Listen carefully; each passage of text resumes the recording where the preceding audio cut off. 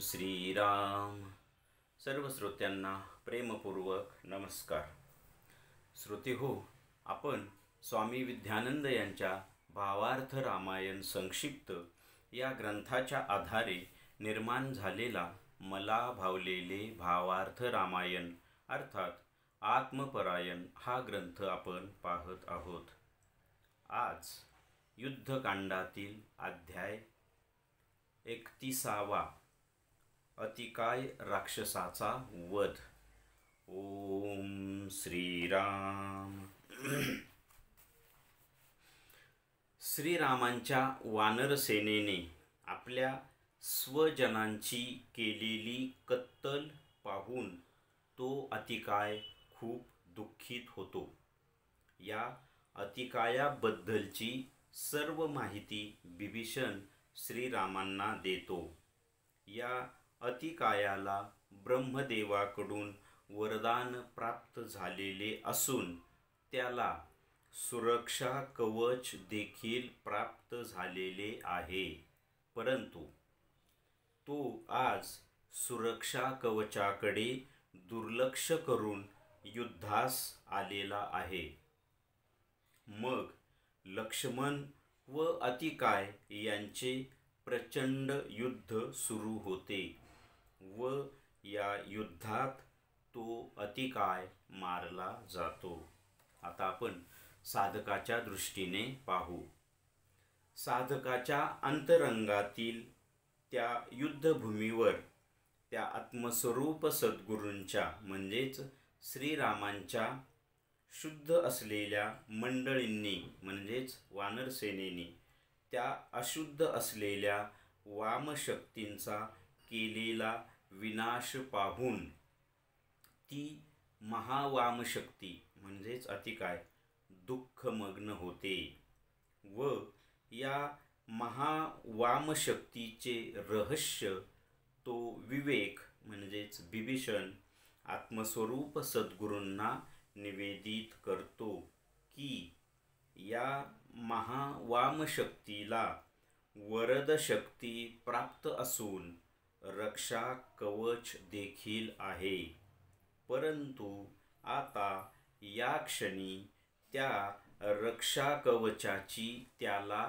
स्मृती नाही व त्याच संधीचा उपयोग आपणास आता होईल.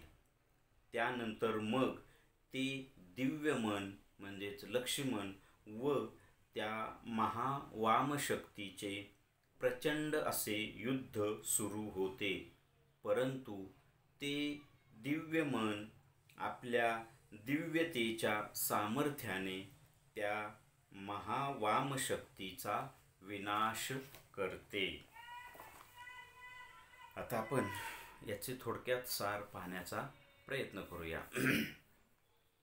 इथे कथेमध्ये श्रीरामांच्या वानरसेनेनी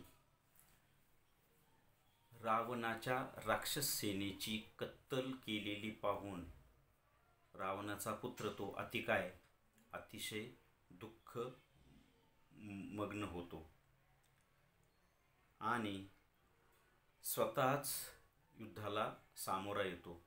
त्या अतिकायाबद्दलची सर्व माहिती बिभीषण श्रीरामांना सांगतो की या अतिकायाने ब्रह्मदेवाकडून वरदान प्राप्त करून घेतले आणि त्याला विशेष म्हणजे सुरक्षा कवच प्राप्त झालेले आहे, परंतु नेमकं आता तो ते सुरक्षा कवच धारण करण्याचं विसरून गेलेला आहे किंवा त्याने आता ते सुरक्षा कवच धारण केलेलं नाही. त्याचा आपण आता फायदा आपण घेऊ शकतो आणि त्यानंतर मग लक्ष्मणाचं आणि त्या अतिकायाचं प्रचंड असं युद्ध सुरू होतं व त्या युद्धामध्ये त्या अतिकायाचा मृत्यू होतो.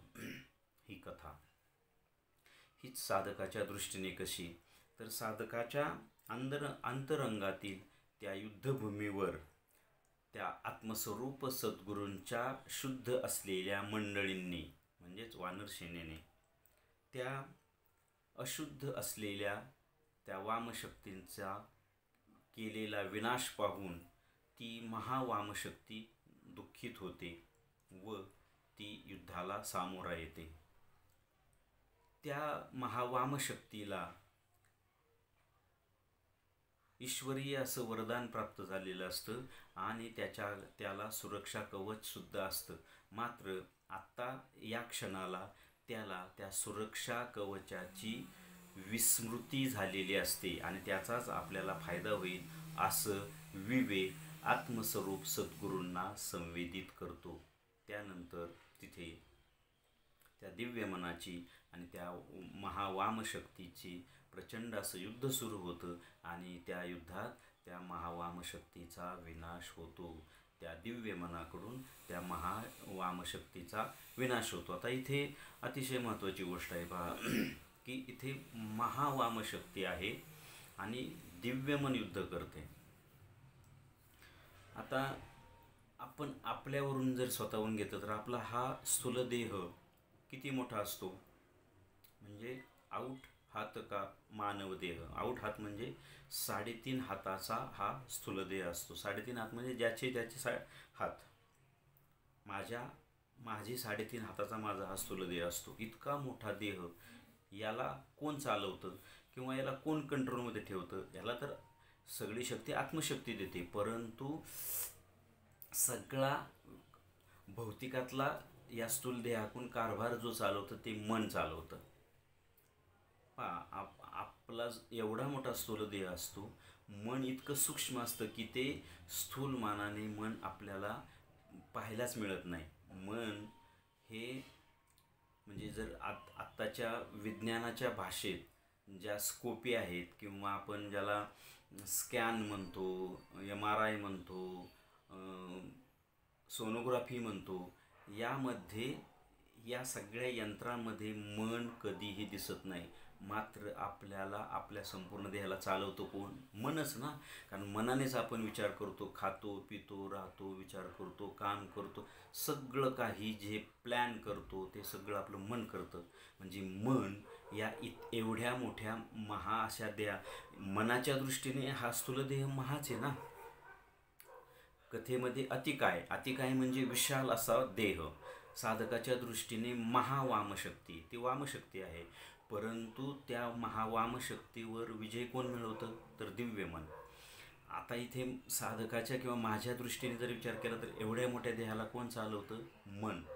मात्र हे मन, हे जे माझं मन असतं, हे या देहाच्या सगळ्या गरजा पुरवतं. म्हणजे देहाने ही मागणी केली, खायला प्यायला वासना विकार, देहाने मागणी केली की हे मन पुरवतं. म्हणून ह्या मनाचा विजय होत नाही. इथे मन देहाला कंट्रोलमध्ये ठेवते, परंतु मन त्या देहाच्या गरजेप्रमाणे वागतं, म्हणून देह मनाला कंट्रोल ठेवते. बघा, आपण आपला विचार करायचा. मग मला वाटलं की आत्ता मला ही गोष्ट खाऊशी वाटली की लगेच आपण त्याची तयारी करतो आणि खातो. म्हणजे देहाला वाटतं ना, इंद्रियाला वाटतं, मन पुरवठा करतं. म्हणून इथे देह मनाच्या कंट्रोलमध्ये राहत नाही किंवा देहावर मनाचा विजय होत नाही, तर उलट होते, देहाचाच मनावर विजय होते.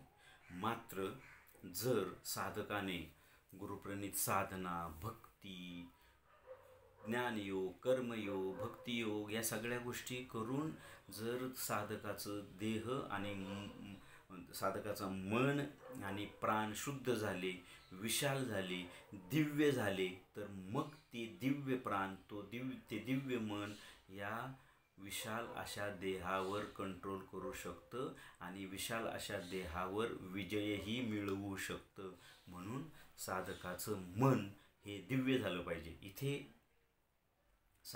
कथेमध्ये लक्ष्मणाने त्या अतिकायावर विजय मिळवला आहे. साधकाच्या दृष्टीने दिव्य मनाने त्या महावामशक्ती म्हणजेच जी मोठी महान वामशक्ती आहे, ज्यालाच अतिकाय म्हटले, त्याच्यावर विजय मिळवला आहे.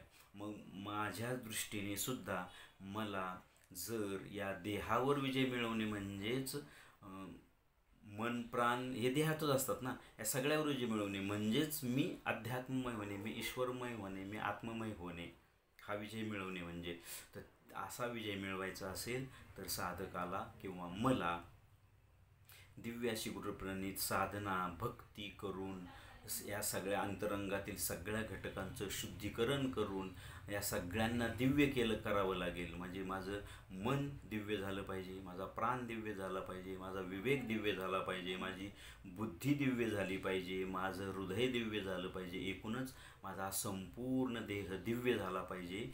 तेव्हा माझं दिव्य मन या देहावर कंट्रोल आणू शकेल. मनाप्रमाणे देह चालेल.